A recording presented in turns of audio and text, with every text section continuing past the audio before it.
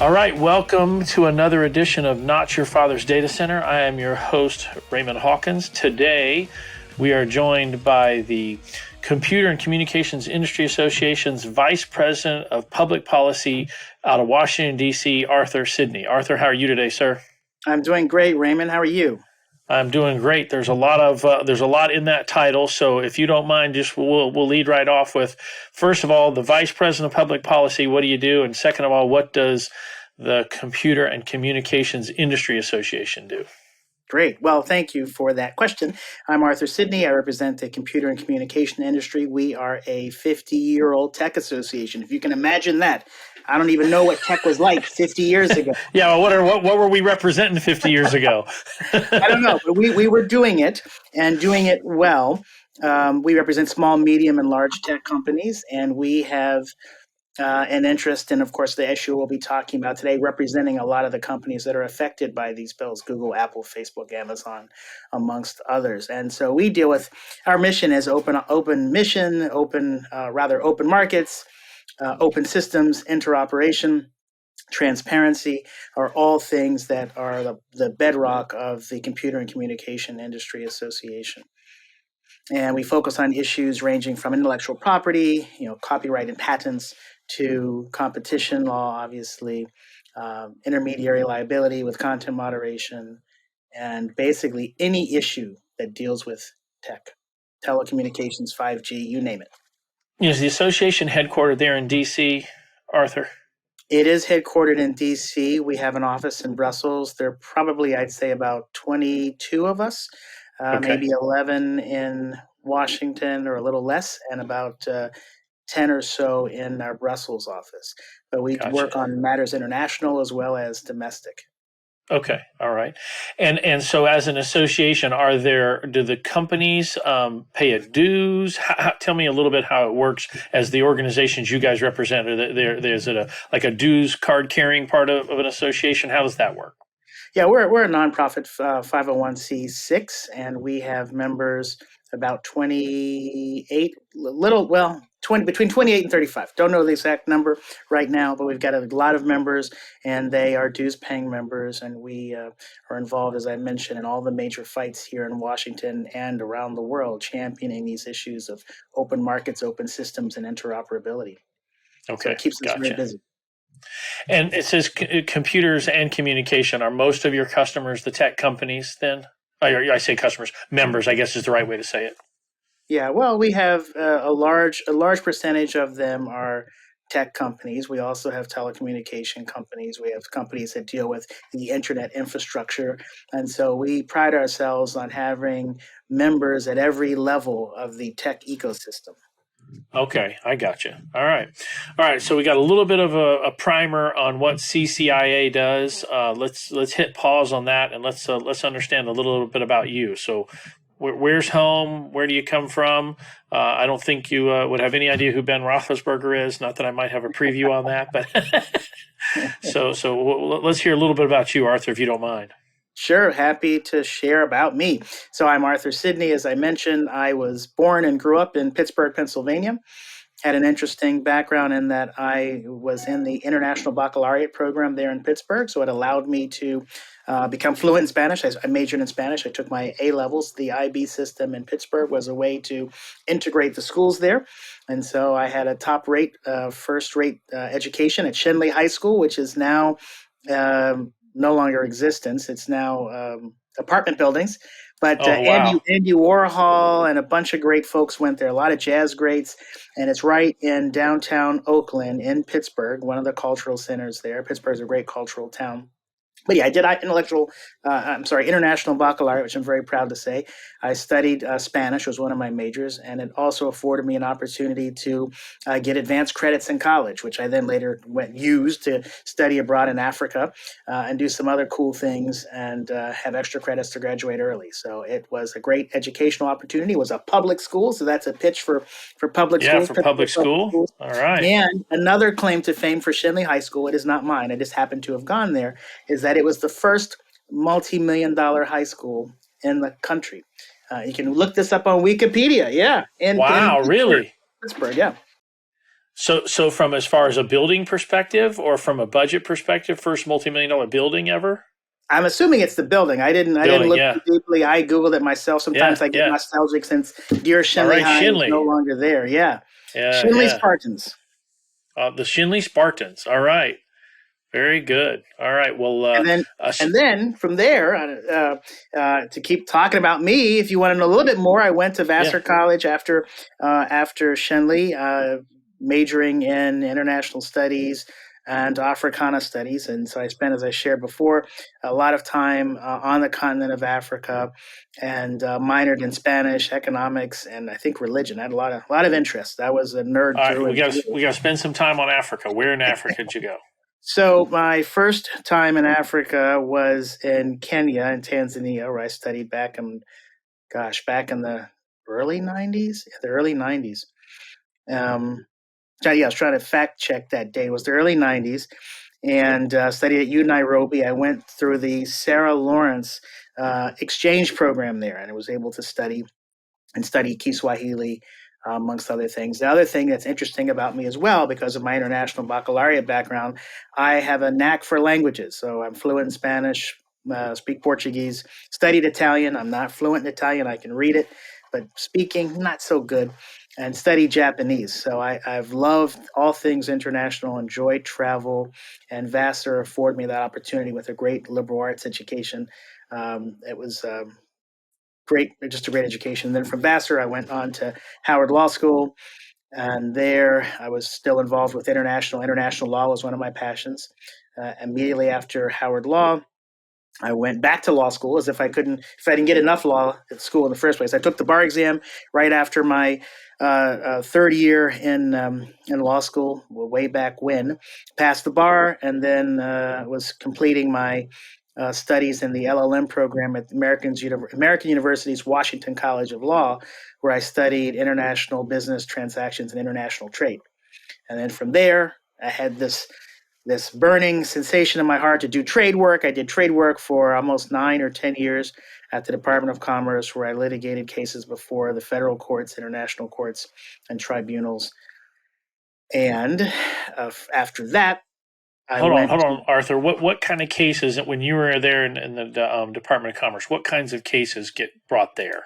Just yeah, give because so I got and it's just personal interest. What shows up as an international attorney for the Department of Commerce in a litigious nature there? sure. So part of my function was that did a lot of administrative law, advising the staff there on the various laws and provisions of international trade, namely anti-dumping duty and countervailing duty law, very specific area of law, and the Tariff Act of 1930.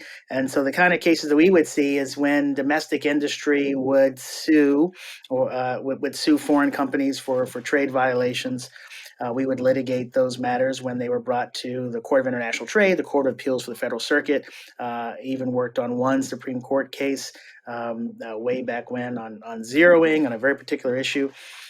And so had a very great experience there and broad exposure to the practice of law and So, international what trade. you guys represent as attorneys, you guys would represent the U.S. government in those matters. We You represented the would, U.S. government, exactly. okay, I got you. So, if I'm a corporation and I'm bringing litigation against a corporation in another country, eventually that gets into the appellate system and moves up in the system, and you guys represent the U.S. interest in that. I got you. Exactly, that's right. Got it. Got it. Got it. Very interesting. All right. Well, very cool. All right. So, love the time in Africa. So I've only been through the airport in Kenya. I've spent most of my time in Africa, in Uganda, and Ethiopia, and Sudan. Oh, wow. Been to all three of those countries multiple times. But I love Africa. I think it's a spectacular place, and I think until you have experienced Africa personally, it's hard to understand just how vast it is, how gigantic it is. I read somewhere, and I don't know if this is true. So we're getting a little off of the data center and the computer communications. But I read somewhere that the continent of Africa on most of our maps is actually shown smaller than it actually is, because if you actually show it how big it is, it really kind of distorts the size of the map. And the way I saw this is they gave you the number of kilometers across the top half of the continent. and it's, I don't know, something like 1,000 or 1,200 kilometers wider than North America, but it doesn't look that way on a map, because if it did, it would be so disproportionate. And I will say this, having flown around Africa in small, airplanes, the vastness of that continent and the countries on that continent are just breathtaking. I mean, it goes forever, and trees upon trees upon trees. It's just a beautiful place. I love spending time in Africa and I love agree. serving over there. Yeah. Yeah, no, I agree. I think I was told it's about 6 times the size of the United States. That sounds extremely large. Maybe not six. It's huge. It It's is a lot bigger. Yeah. a lot bigger than the United States. And to your point earlier about the places that I've been, so I studied in Kenya and Tanzania, but I've worked and studied in South Africa. Been to Lesotho, Eswatini now, and just a bunch of other Egypt, Palestine, Israel, well, Middle East, I guess now, Yeah. but Yeah. all over the continent as well. And it is a Really. fascinating place with so much topography, so many Oh, different it's languages and people, and great food. The people are warm, and it's just a beautiful place with a lot of history. that's I think that may be the two of the things that stood out to me the most when I go to Africa is I think our education here in the U.S. as far as what other countries have gone through, hearing the history of each country. So I was in Sudan, which is now actually I was in the very southern part of Sudan, which is now South Sudan, the newest country in the world, and hearing their history with the North, and hearing what they've been through, and hearing my friends in Uganda and the history of Uganda. Just fascinating to hear personal stories, and I would agree with you. The warmth of the people in Africa, just their willingness to communicate and connect with you and share their personal stories. I think one of my favorite things on my first trip to Africa, we're there working during the day. It's lunchtime, and after lunch, everybody says, "Hey, we're going to go home, and we'll be back around 3." And I said, "Well, hold on a minute. Where are we going?" And they said, "Hey, we all go home in the early afternoon." And I'm like, "Well, what are we going to do?" I thought, kind of got my American mindset. Hey, we got our 30-minute lunch in, let's get back to work. And they said, no, we all go home for a couple hours. We'll be back. And I'm like, well, what are we going to do when we go home? And my African friend said to me, he goes, Raymond, we're just going to talk to each other. And I'm like, wait a minute, we're not going to get anything done. We don't have any, presentations to prepare. He goes, no, we're just going to go home and talk, and we'll come back in a couple hours. And I just love that spirit and that warmth and that connection and that friendship. I mean, and they were like, hey, Raymond, come home with us. I just thought that was great. I really, really love it there. All right. So anyway, Isn't that interesting? To your point, if we did more of that here, just spending time talking to one another, fellowshipping with one another, what a better place. here, here. Already a great country, but what a better place it would be, Yeah, respecting our better. fellow humans. Yeah, better understanding of each other and a better appreciation. And anyway, I loved that. That to me, I mean, a real personal story of warmth. Hey, Raymond, please come home with us. We're just going to hang out and talk for a couple hours, and then we'll come back to work and we'll get everything done today. But we just want to spend time together. I think that's we don't do enough of that. Cars and work and busy and schedule and just spending time together. Anyway, all right, Arthur, I'll get us back on track. Love the connection to Africa, your gift for language, your time in the Department of Commerce. We'd love to hear a little bit about your time serving on the Hill. You did a good bit of a tour there, and then we'll get into CCIA and where tech companies are headed. But tell us a little bit about your time on the Hill. I think that's fascinating. Sure. Yeah, no, it was a great opportunity to come to the Hill. I had wanted to come to the Hill for a while, and one of the concerns that I had was that I was getting a little long in the tooth. And when I looked around at Hill staffers, every time here in Washington, when I would see Hill staffers, they looked very young and bushy-tailed, and I was getting more older and not as bushy-tailed. And so the opportunity came where I was able to start with a member from Texas, Congresswoman Sheila Jackson Lee from the great state of Texas down there in Houston. Houston, right? I was going to say Yes, she's out of Houston, right? Yeah. and so I worked with her for about a year and some months. I think a year and 2 months is her legislative director, directing her legislative team and her agenda there. So I got to know New York, not New York, Texas. She's from New York originally, but I got to know very well Texas and Houston in particular. And so I have fond memories of my time there helping the people of the 18th Congressional District of All Texas. right. Yeah. Yeah.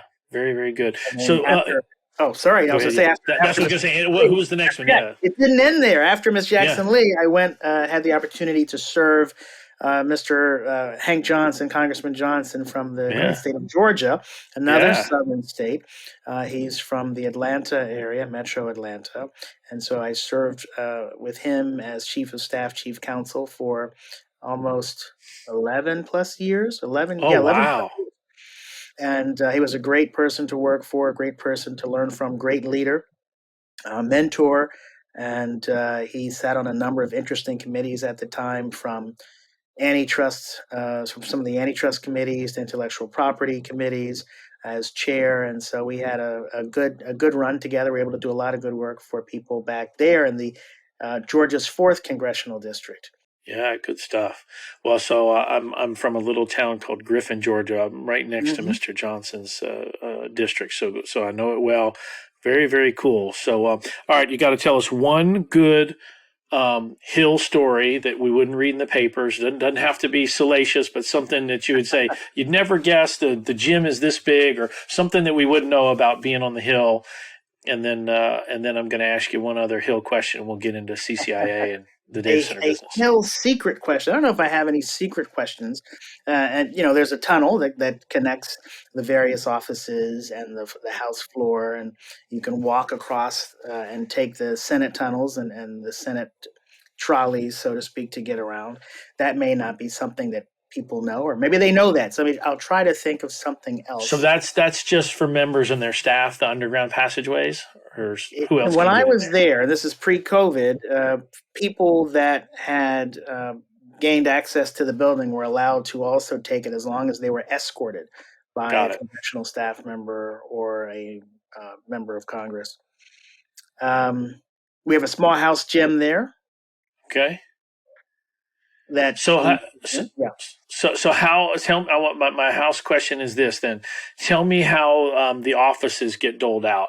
Are there big palatial offices for the senior, leadership in each party, and does the newest freshman congressman, get a broom closet? How big is the spread between the nicest office in the House and the crummiest office in the House? And where did Sheila Jackson Lee and where did Mr. Johnson's space compare in that hierarchy? Yeah, you're asking me trick questions that I feel you already know the answer. There, of course, is a spread of offices. The more senior the members are, the more apt and prone they are to have a really nice office that's got a view of the Capitol. Everyone on Capitol Hill wants a view of the Capitol, such that you can have constituents come in your office and you can take a picture with your member of Congress and get the Capitol in the background. There's the dome, right? I got it. Okay. Yeah. So, and both of my members happen to have been, they're both senior members. So they had nice digs and Okay. views of the Capitol. And so life was good for them. Oh, good. All right. Well, cool. So you never had to be in the basement in the broom closet. That's good. No, never. Very, very good. All right. Well, cool stuff. I think the inner workings of our government and all the roles that get played and all that stuff is fascinating. The history is fascinating. I take my kids to Washington multiple times, and we can spend a week there, and you could just read nonstop. From the Smithsonian and the Library of Congress and the Capitol. It's just fascinating stuff, and the monuments. Love it there. So cool stuff. Well, very neat. Well, that's still where you live and you serve there. So let's switch gears into CCIA, Computer Communications and Industry Association. You guys are helping be the voice for that industry around legislation. So let's talk about legislation that's you hear it on the news. Is tech got too much control? Are they too big? Are they a monopoly? What should we do? I don't know about. I probably can't name specific bills, but let's talk about that as what's the association working on, and what's out there legislatively that could change things the way we all see it today. Well, with respect to working on a lot of different things, but with respect to competition policy, which has been one of the issues that we see on a daily basis in newspapers and on TV, et cetera, we are working on defending and helping ensure that Americans get to maintain access to the services that they love and use and that are providing a service. So the Googles, the Apples, the Facebooks, the Amazons of the world that I mentioned, most of Americans, they love these products. They've gotten used to these products. They find the value in them. The products are very value conscious. We either get the services for free or we pay a nominal amount of money. and we get a great deal in return. And now more than ever during the pandemic, we're seeing how useful these services are. So the Googles and Apples and Amazons, they've allowed us to work, worship, pray, whatever we need to do during this pandemic and maintain a semblance of normalcy. And so, very proud and very happy to work in the tech industry and represent these great companies, which are really the hallmark of innovators. It is no secret that our tech companies are some of the most preeminent in the world. We have the most successful tech companies because they're good at what they do, because of the ecosystem here in the United States. We have the appropriate laws that have allowed them to grow and function. We have the appropriate standards. We have agencies that conduct reviews, etc. But in spite of all of that, these companies have provided services, continue to innovate. They compete with one another, and Americans they like their services. Yeah. So Arthur, is you mentioned in the opening that you guys have association members at all the tiers of what, let's just call it the internet infrastructure. You're using some names that we would all recognize. We all order stuff from Amazon.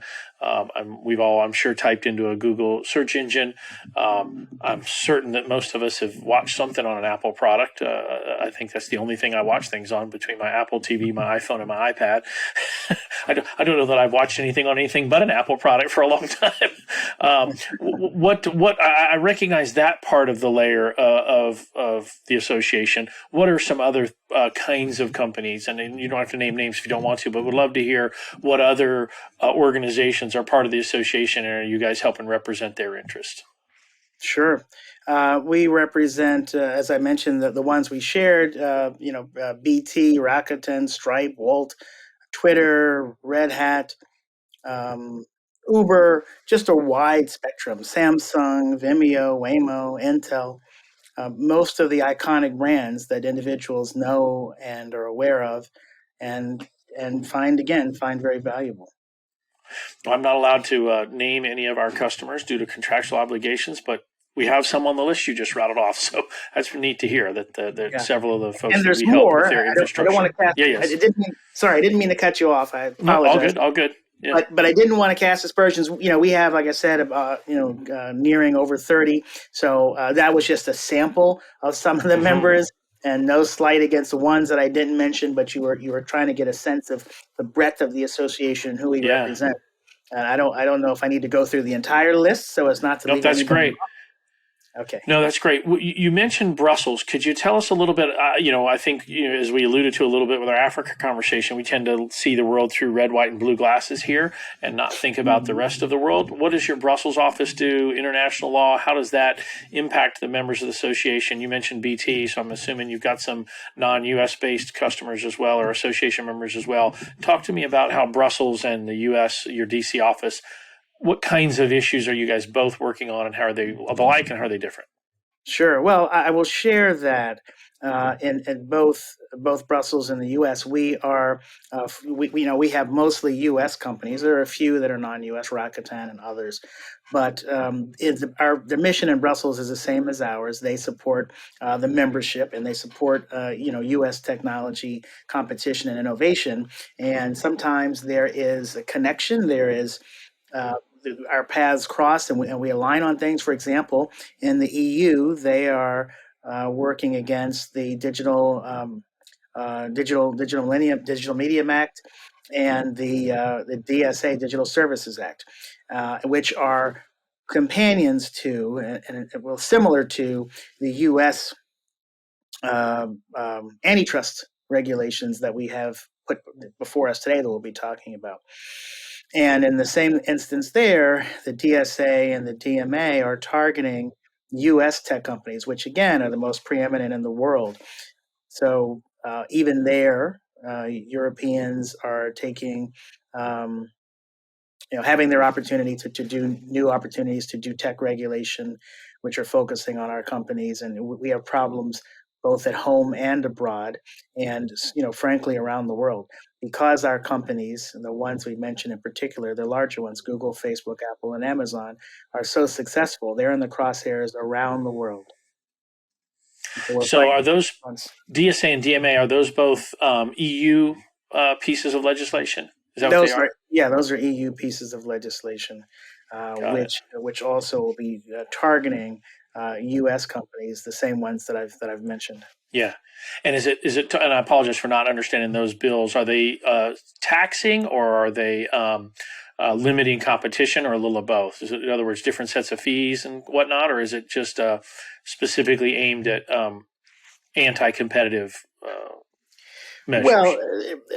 all of these bills are sort of like wolf in sheep clothing. They're all touted to be focused upon competition, but they have the adverse effect of targeting and breaking up, taxing, as you said, our companies. And the impetus for doing so is different in different jurisdictions. I know in Europe, I mean, the European economy has struggled a little bit during the COVID times, as have most economies around the world. And so the DMA and the DSA are ways to tax U.S. companies to help bolster the economies of the European I see. companies, and also to allow European companies to grow, right, and compete against U.S. companies. And similarly, the U.S. has tech in its crosshairs for a number of reasons. Some believe that tech is just too big, and as a result, because it's big, they think it's bad. But big by itself doesn't mean it's bad. Big means you're successful, and as long as you're not doing anything that is anti-competitive, usurious, bad for people, bad for consumers. And tech is also, at least in the United States, it becomes a very political issue, whether it's content moderation or antitrust. It is very politicized, and so we live in a Are political. there currently any bills on the House, Arthur, or excuse me, are there any bills on the Hill, period, either side, that are addressing or moving through the system? Is there anything coming down the pipeline in the U.S. Around our tech companies?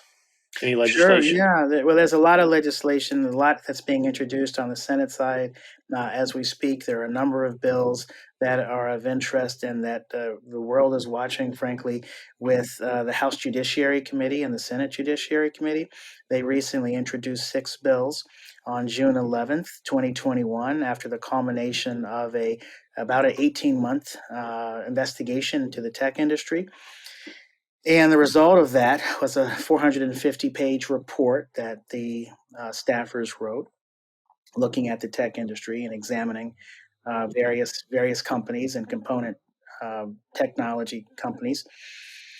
And we have these bills, and then the bills were introduced on June 11th. Shortly after the bills were introduced, they went quickly through a markup.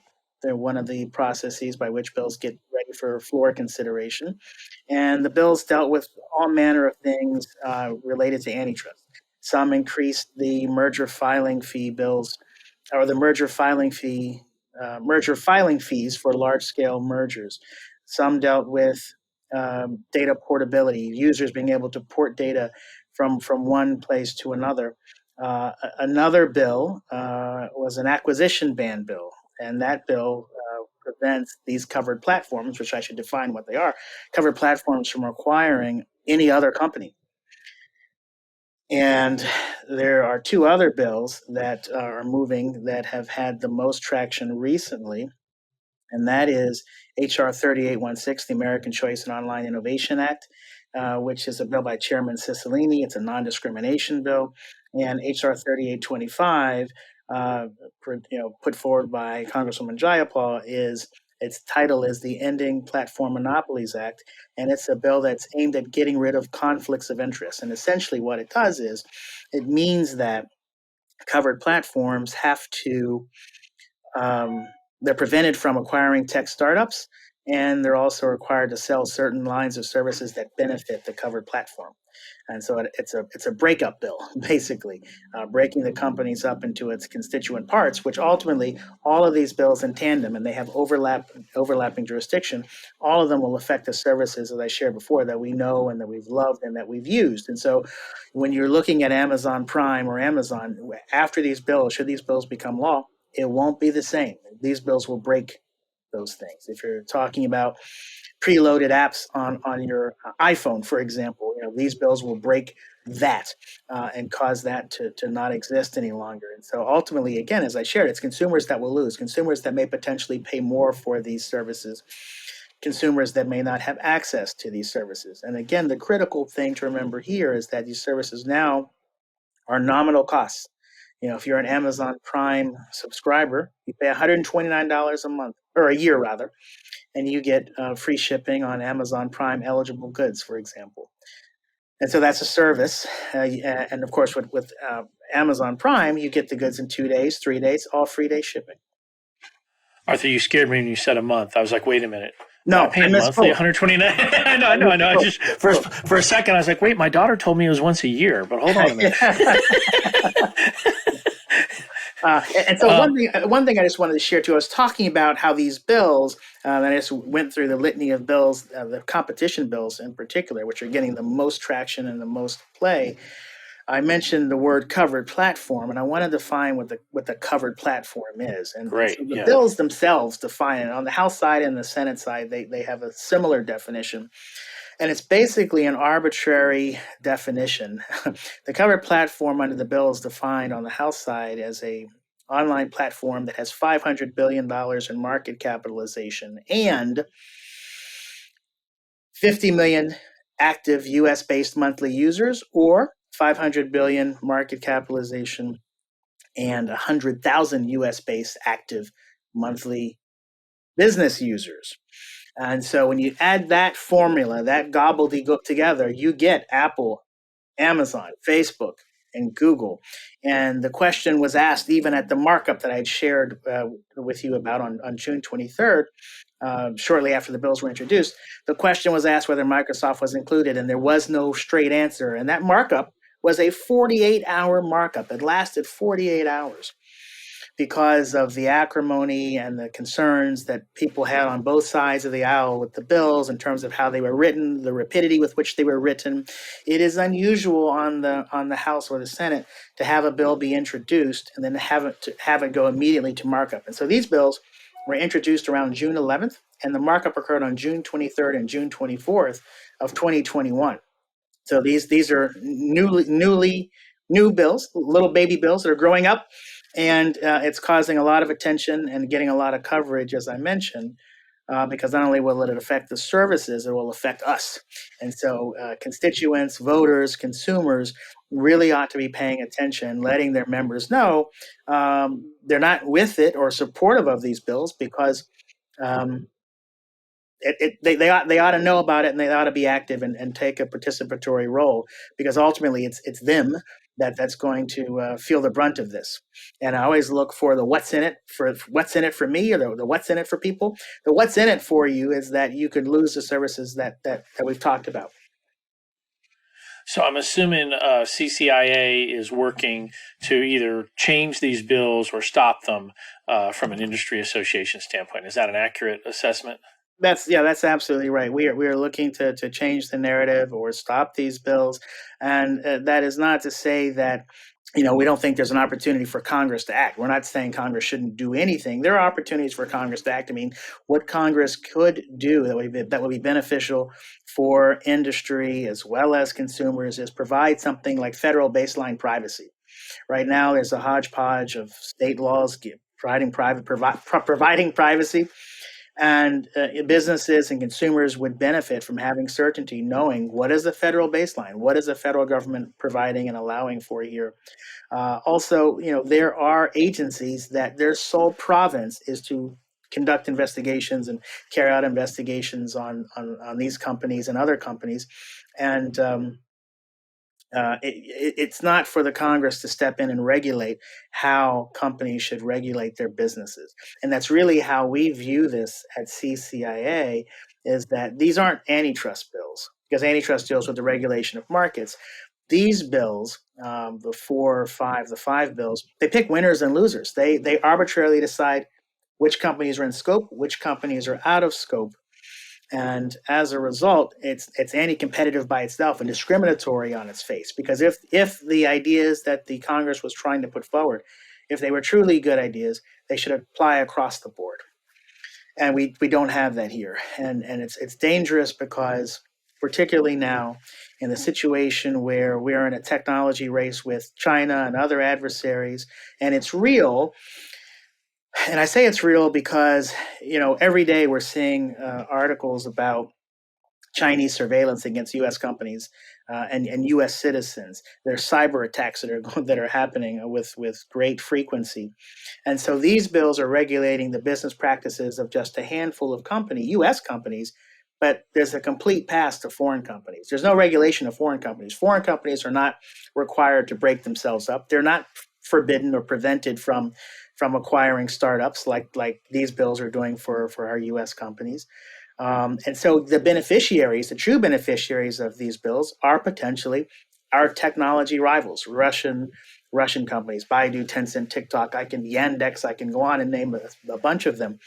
They're the ones that can acquire the startups that the U.S. companies are forbidden to acquire if these bills become law, and they can also acquire the broken up Googles and Apples and Amazons, the little Googles, the little Apples and Amazons, because there's no prohibition about whom they can acquire and what they do with it. And it's also dangerous because allowing China and Russia entree into our technological ecosystem, I mean, they're already involved, but allowing them in this way, where there's mandates by the U.S. government, where U.S. companies have to interoperate, for example, with these companies, share U.S. data, share U.S. IP, sensitive data, certainly provides a national security risk, a risk to users, to user data, and to the security of the system itself. And so it brings in a host of unintended consequences that I'm not sure that the Judiciary Committee on either the House or the Senate have thought all the way through. And so I think national security should be paramount. And the other thing I'll say is so that some of the listeners aren't saying, well, you're crying about a boogeyman. National security is not a boogeyman. There are articles that have indicated that President Xi, as early as 2018 or as late as 2018, said that he was going to invest $1.4 trillion in the Chinese tech sector to overtake the United States. So, one, it's no doubt that we are the preeminent tech sector.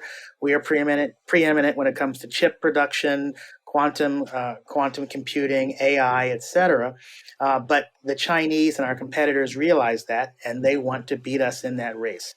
And these bills, which can help the Chinese misappropriate intellectual property and other data, trade secrets, these bills are a boon to Chinese companies. Yeah, I always I think you beat me to it. The law of unintended consequences, right? The problem you think you're solving, there are problems you create when you think you're solving one problem, and you might be all well intended in the problem you solve and not notice the problem you created in that solution. That's I think that's always something to think about. Arthur, you mentioned the competitive nature bills, and you mentioned these two by name, 3816 and 3825. There's something about being a publisher and not being a publisher, and are these platforms a publisher? What's that law or rule? What's that one that we hear a good bit of talk about as well?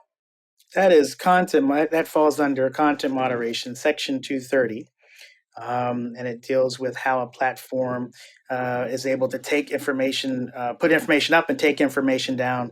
That's content moderation. And so that also is very topical and has been an issue that has come up a great deal in the Congress and in prior Congresses and even this Congress with respect to removal of child sexual abuse material and other things. And I will say that tech companies do a good job of moderating their services. I know they're under fire. Content moderation is a messy job. You have bright line rules, but there's also rules that occur and decisions that are made in the moment, right? And so what we hear a lot from conservatives, in particular, when I go and talk to conservative offices on the Hill, is that there's an anti-conservative bias in that platforms, if you will, take down content that is conservative, and that's simply not true. It's anathema to the business models of the platforms to take down conservative information. But the platforms do take down content that is harmful, that is misinformation, that is disinformation. whether it's about COVID or elections or voting, they do take that information down to make sure that the public is protected. I mean, the important thing to note about content moderation, these are private companies. They have terms of services and terms of use that all of us click and abide by when we join it. And maybe you didn't read it. Perhaps you ought to. But there are rules of the road that the platforms have with users, and users should abide by that. But yes, the platforms do remove content that is harmful or dangerous. They have an obligation to do so, and they do a good job at doing that. And of course, All right, so that's there are detractors. There are people that say, they don't take down enough, or they don't catch everything, and there are others that say they take down too much. And we find that even in that discussion, it's split along political lines. We hear more from conservatives and GOP offices that these platforms take down too much. They need to let more information stay up. And then Democrats say they're putting too much stuff up. More progressive offices saying there's too much stuff. There's all this bad information about COVID, misinformation about elections, misinformation about whatever, and frankly, it's dangerous to communities. And I think that's a great question that you asked, Raymond, because I think that ties into why tech is in the crosshair. You probably are saying, well, look, 20 years ago, 10 years ago, nobody was talking about big tech or tech. And now all you hear is tech. And they're not chanting in a happy way, like, yeah, we support them. Like the chant is, yeah, we want to get them. And so there has been an about face because of, I think, some content moderation concerns, the fact that the companies are successful, that they are big, but the companies, as I say, they're doing their jobs. They're doing what they ought to be doing. They're not getting a pass. And when you look in the papers every day, not only do you see information about tech and how the Congress is going after them, tech is involved. They're being scrutinized by everybody, by the public. The public has their opinions, and then not only that, you also have opinions by agencies. So agencies are investigating the companies, and there's been a change in how we view technology. We're no longer the golden people of the world. We are in everyone's crosshairs. But nevertheless, I think it's great to work for CCIA because we're championing the good fight, and we're ensuring that people have access to the technology that they need. And that again, that we really enjoy. I mean, no one would have qualms about Amazon Prime. You opted, Raymond, and you're to pay for Amazon Prime, so you find the value in that service. We all enjoy getting. I know myself, especially during the pandemic, it's been great to order something online and have it come in 2 or 3 days or one day. It's phenomenal. It makes life very convenient, very easy, and that's the beautiful thing about tech. Tech has become so integrated. And when I say integrated, the systems themselves have become integrated. For example, using Google search and Google Maps, they're integrated systems. So if you were to do a search right now on your computer about best pizza places near you in Dallas, the results would appear organically and in search, and they would also appear simultaneously in Google Maps. And that's convenient because then hey, I only have a half an hour. I got an hour to get to Pizza Hut or wherever I'm going. I want to get there, get my food, and come back. Well, these bills that we're talking about, in particular 3816, the American Choice and Innovation Online Act, would prevent a covered platform from, because it's called a non-discrimination bill, it would prevent a covered platform from preferencing the covered platform's own products, business, service, or lines of service over another business user. And it also says that all business users have to be treated the same. And so now that Google search you just did, because it was so integrated with Google Maps, that's a preference, which now is illegal under the bill. And when it's illegal, what that means is the penalty for infringing upon that is 15% of the revenue of the covered platform. That's a lot. These are multi-billion-dollar companies. That's huge. And there's also greater powers to the agencies that I've already talked about that are conducting these investigations, like the FTC and the DOJ. So there's widespread injunctive relief powers. And so going back to that example, when you're searching for best pizza places near you on Google, and let's say this bill became law, and the FTC brings a lawsuit, and they seek an injunction, what does that mean for the rest of us? If we're enjoined from Google, Google search isn't just going to stop the Google search for you. It doesn't cut off the valve just for you. I don't know. You're talking about unintended consequences. I don't even know how that would work from a practical standpoint. But the bills are fraught with problems, and yeah. Complex problems call for complex solutions. Arthur, you mentioned that our chant against tech has changed in the last decade. Did make me think. People success breeds contempt, and I think we can think of a current or modern day iteration of it. Folks don't. You think of in mine and your childhood, the Pittsburgh Steelers were a bit loved and hated because they were a dynasty. Heavy is the head that wears the crown, right? I think Right. Is what's happening to our tech friends as they continue to grow and be successful. That breeds some contempt in the marketplace, just like we think of our greatest sports franchises that are people love to hate here in Dallas. The Cowboys haven't been good for a long time, but there was a while there where people love to hate the Cowboys too. All right, Arthur, we're going to come full circle. Here's my last question for you. This has been great to understand what CCIA does for the tech industry and for consumers. What I'd like to hear is, in your 12 years on the Hill, what's the one piece of legislation that either out of Mr. Johnson's office or Ms. Jackson Lee's office that you're the most proud of, and why? That'll be a great way for us to end. These are great table topic questions. So many pieces of legislation. Working on performance rights legislation over the years, which has allowed artists on terrestrial radio broadcasts to get paid, and that was interesting and very helpful and needed under the Music Modernization Act. And trying to think, there's so many different things that we worked on, from issues related to criminal justice reform and working on equalizing the crack cocaine sentencing disparity, which has nothing to do with technology, but certainly is something that is topical, and it affected generations of people where their parents and loved ones and family members were incarcerated for long periods of time because of that sentencing disparity. And so it's not one to one with crack cocaine and powder cocaine, right? Powder. Thank you, powder cocaine. So obviously not an area of expertise for either of us. Right. Exactly. But I knew where you were going. Thank you. Yes, but it is small. I think it's 10 to 1. So it's better, incremental steps. And certainly a lot of the criminal justice work that I worked on with Mr. Johnson was very near and dear to my heart, and was helpful to the community. Some of it did not get passed into law yet, but they were still great ideas that were helpful for society.